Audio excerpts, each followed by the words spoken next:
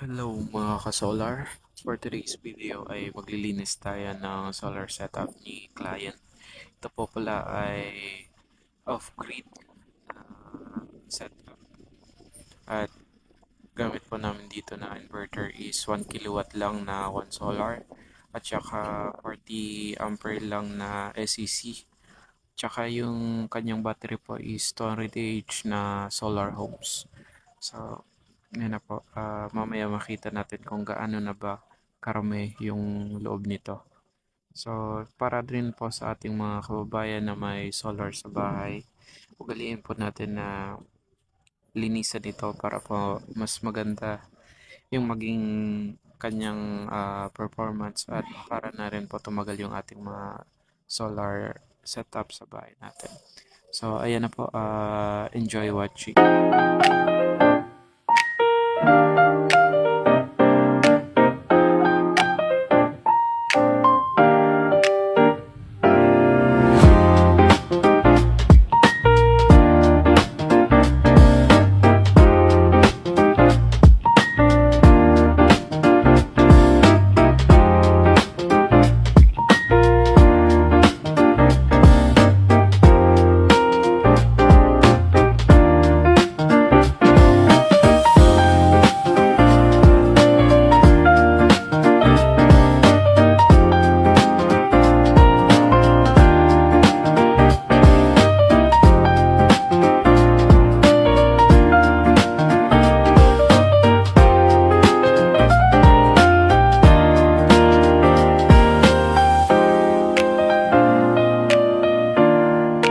Sa part na to mga ka-solar, nagulat ako kasi yung pin niya is punong-puno na talaga ng alikabok. So, yan naman, balik tayo sa pag-alis ng components.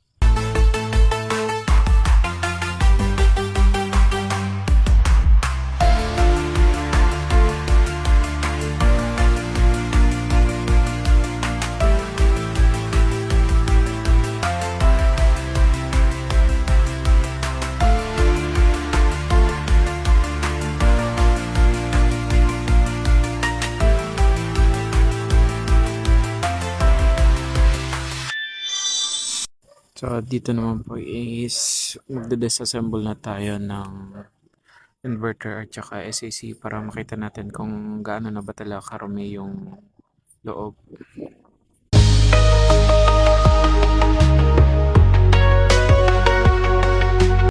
Grabe, sa part na to, pagkabukas ko kagad ng inverter, nagulat ako kasi ang daming alikabok, para na siyang sapot ng gagamba.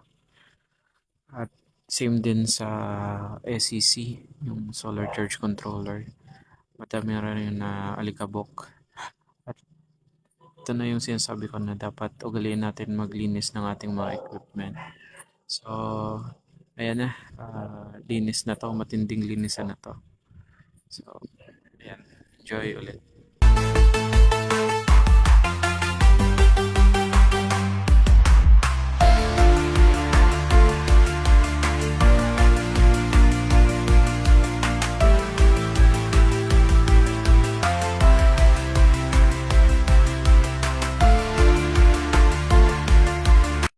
After ng ilang minutong paglilinis, ayan na, mukhang bago na ulit. Ready to assemble na ulit yung ating mga equipment.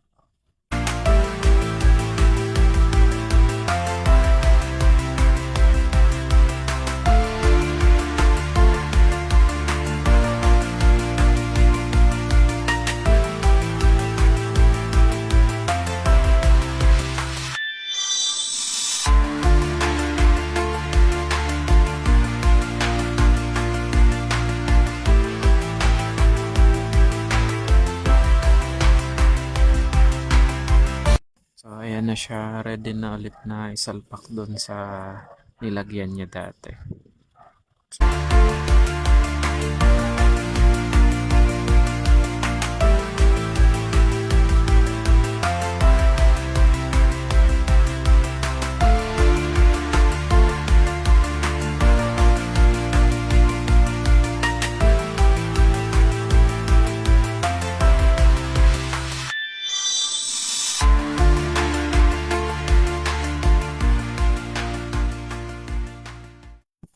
Yan, okay na. Working na ulit. Ready na ulit sa serbisyo. So, ayan, ugalian po natin na maglinis ng ating mga equipment, lalo yung ating mga solar, para mas lalo pang mabay yung kanilang buhay at saka serbisyo. So, maraming salamat po sa panunood.